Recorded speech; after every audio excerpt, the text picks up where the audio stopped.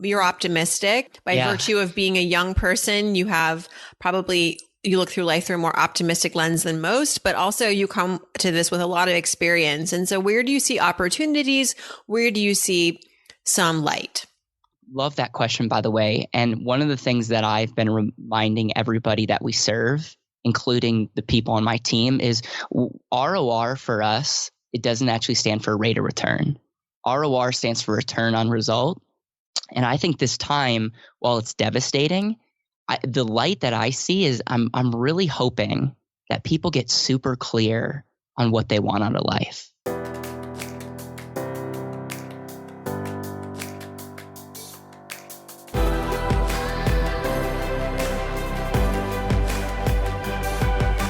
This is BetterWealth with Caleb Guilliams. Welcome back to another episode of BetterWealth. In today's episode, we're going to be covering the highlights of me being interviewed by Farnoosh with So Money. And we took 36-minute interview and brought it down to 13 minutes of highlights, which I know are going to be super valuable. Farnoosh has been now a good friend of mine. I was episode 1029, so she's been doing this for a long time, has one of the top money podcasts in the country. And we got connected because she's also really known for media and for books, and I wanted to learn more about that. So when I went to New York to go to one of her workshops, and when she heard my story, when she found out that, I was 23 at the time when we met, had a book, was running a company, she's like, Caleb, that's an amazing story. I would love to highlight that. And as you can hear, we talked about the and asset. We talked about that strategy. This was April 13th. So COVID was hit and everyone's freaking out. And so we talked about that. We talked about the importance of an emergency fund. We talked about the importance of ROR, return on result. We talked about the why I'm optimistic and why I hope people can really wake up and start doing the things that they love. And so overall, there's always things that I can tweak, but I look back on this episode, I feel incredibly grateful for the opportunity. And I'm going to continue to share this message. And after I was on Farnoosh's podcast and it launched, we had record book sales, and Amazon bought multiple books that week. And that just shows you the power of a stage. And so if you're listening to this and you have a podcast, or if you know someone that has a podcast, I would love to be on their show. Also, if you're watching this on YouTube, I'm just getting into this YouTube game. I've been doing podcasting for the last 2.5 years, but now I'm trying to continue to increase just our reach. And so I always appreciate that. The other thing that I want to say is, if you found value out of this podcast, not only would I love for you to, like and share this episode with people that you think could gain value, but it would mean the world to Farnoosh and So Money if you went and actually reached out to her. I'll include her email in the description below. But if you also left her podcast review, or went to her channel and really promoted it, or at least acknowledged the episode, not only does that help me, just as I want to be an advocate of her, but that also helps her out, and I'm just so grateful for that. So without further ado, we're going to dive in, and I hope you enjoy the 13 minutes highlight of So Money.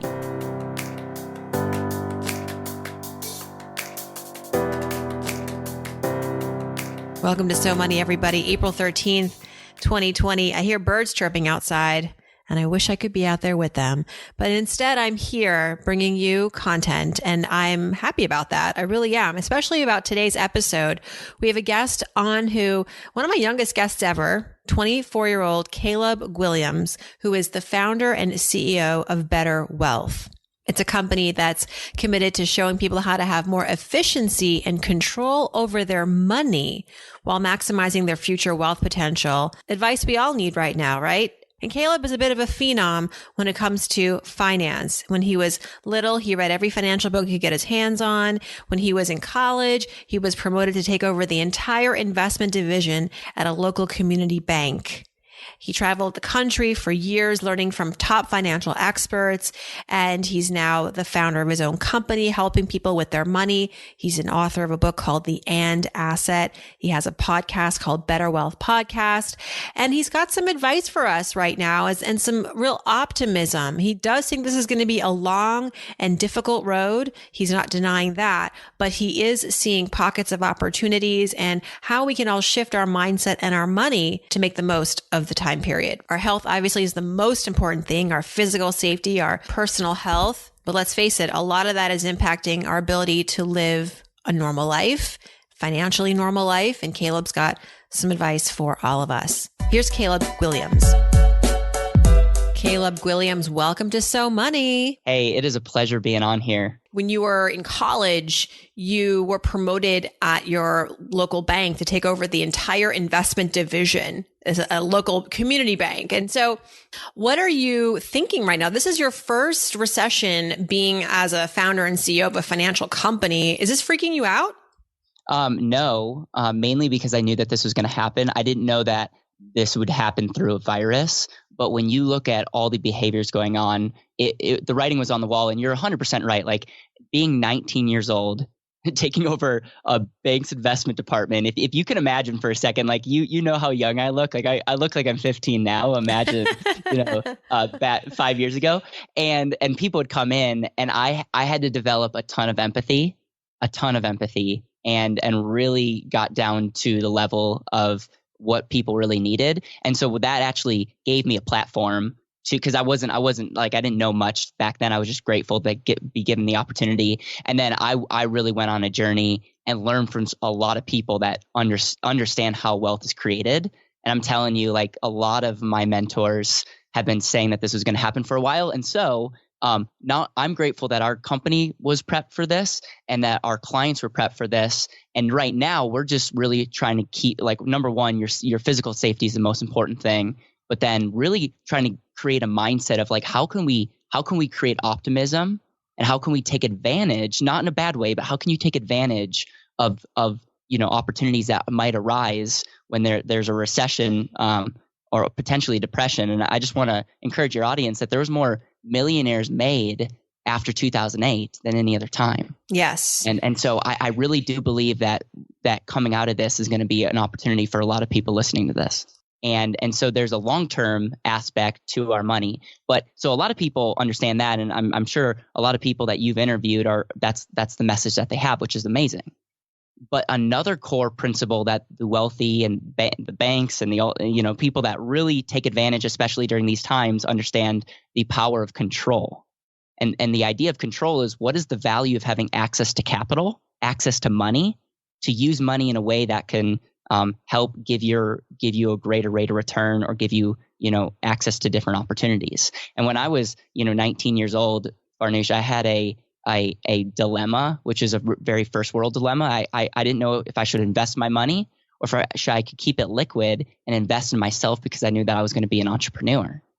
And my book is just a result of my journey, learning from people. And I realized that there's special type of strategies. Now, when I say the word life insurance, a lot, when you think of life insurance, you think of it to protect you if something terrible happens. And it's not a great place to save, invest your money. But what I realized, and this is what I wrote in my book, is special type of whole life companies that you can buy into and have ownership over.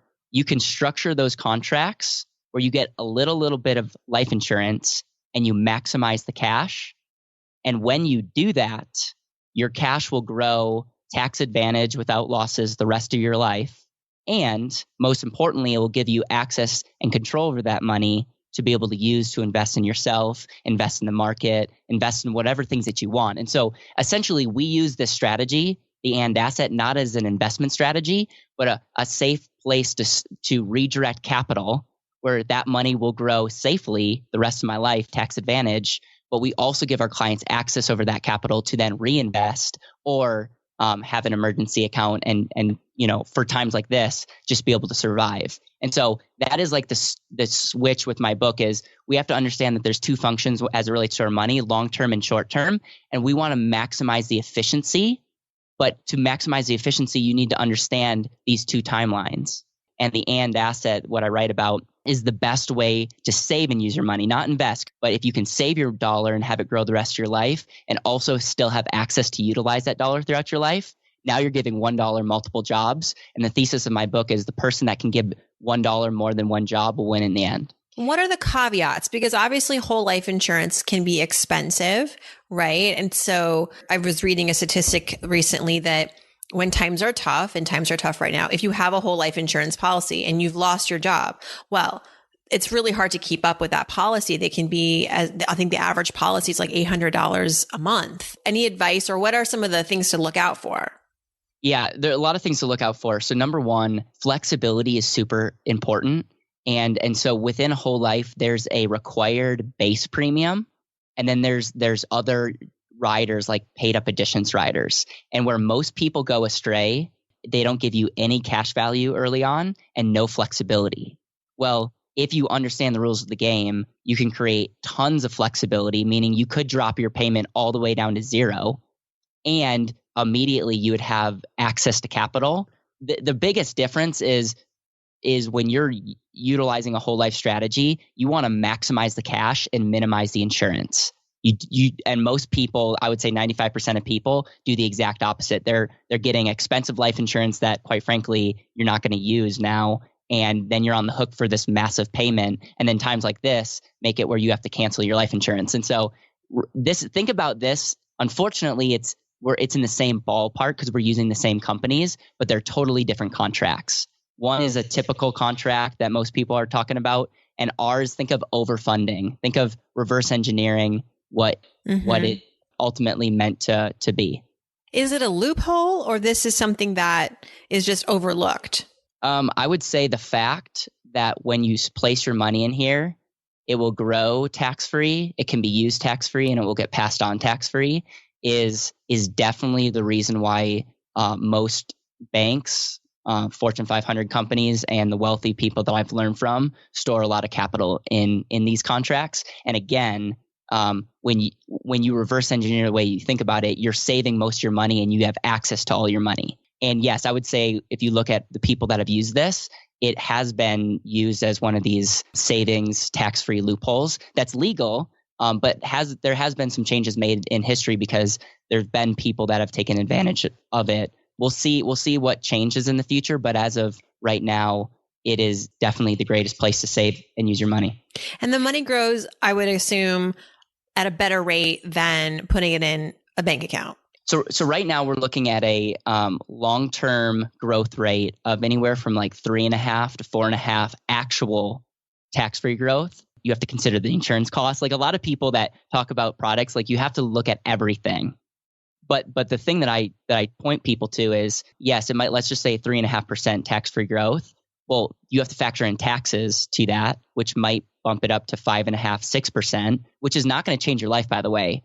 But if you see that as a savings alternative and you still have capital and your money gets to grow at the same time, that's where the light bulb moment came on for me is I could save my money. Yes, it's not going to change my life. Like a 4.5% tax-free growth rate over my lifetime is not going to be a life-changing event, but it is if my money will grow and I can use that money to potentially invest in my business, which by the way, we have 11 people on our team and we have a ton of marketing and there's so many areas that we're going to be reinvesting in that now my dollar is doing two things. And not only am I getting a better rate of return than in my savings account, but my money is continuing to grow even though I'm using it. And that's the quote unquote secret is over a long period of time. This is definitely a more efficient way when you look at long-term and short-term. So much of our economy runs on entrepreneurs, small business owners, 50% of Americans who are living paycheck to paycheck. If you're rich, if you have cash in the bank, if you're a Microsoft or a Google, this is hurting you, but it's not hurting you as bad as like the local coffee shop. Where do you see the light? You're optimistic by virtue of being a young person. You have you look through life through a more optimistic lens than most, but also you come to this with a lot of experience. And so where do you see opportunities? Where do you see some light? Love that question, by the way. And one of the things that I've been reminding everybody that we serve, including the people on my team, is ROR for us. It doesn't actually stand for rate of return. ROR stands for return on result. And I think this time, while it's devastating, the light that I see is I'm really hoping that people get super clear on what they want out of life. Like the fact of the matter is most people don't know what that is. Most people were caught up in a job that they may have hated, or maybe doing a business that they felt stuck in, or maybe doing an investment strategy that they were told to do because that was the greatest rate of return that they could get. But you and I both know that you can't spend a rate of return, and what we should do with our money and time should ultimately back up the life that we want to live. And so where I think this is going to be, like where I'm extremely optimistic, is during this tough time, I think we're really going to get clear on what really matters to us. And then my hope is that when we're stuck in our homes, literally, and we're figuring out, like we look at our time and our talents and the money that we have, we can start asking, like, how can I use my money? How can I use my time in a way that can give me the life that I want to live now? I think being young gives me perspective. Like, I don't want to wait till 65 to live a quote unquote retirement. Like, why can't we start living a better wealth life now? Even though I'm young, I've seen a lot of this happen in business or in people's personal lives, and want to make sure that people just have a really good understanding of the importance of an emergency account. Yep. Saving is fashion. I predicted this in my newsletter last week. I had some financial predictions. One was that if you don't have a 6-month savings account, well, that is so last season. This is hopefully going to be the sort of thing that we will be proud to talk about, just as much as we're proud to talk about our luxury items, our vacations, our beautiful homes. Like, I also have an emergency account. Like, that is actually, at the end of the day, the only thing that matters. I 100% agree.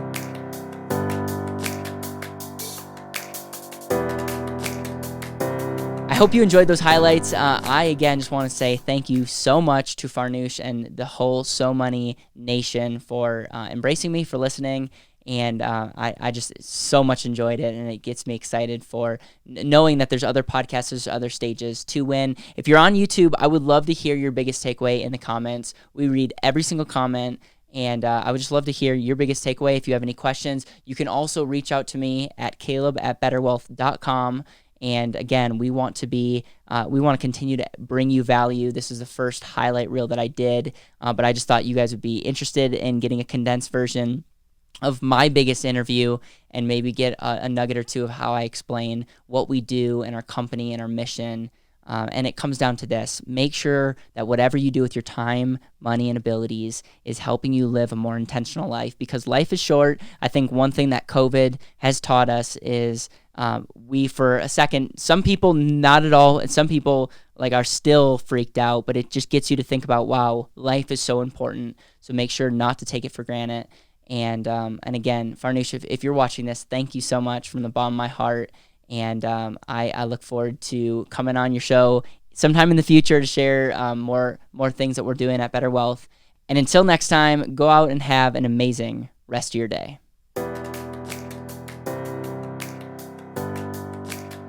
Thank you so much for listening to the BetterWealth podcast. It would mean the world to me if you could hit subscribe, leave a review, and share this with the people that you know and love.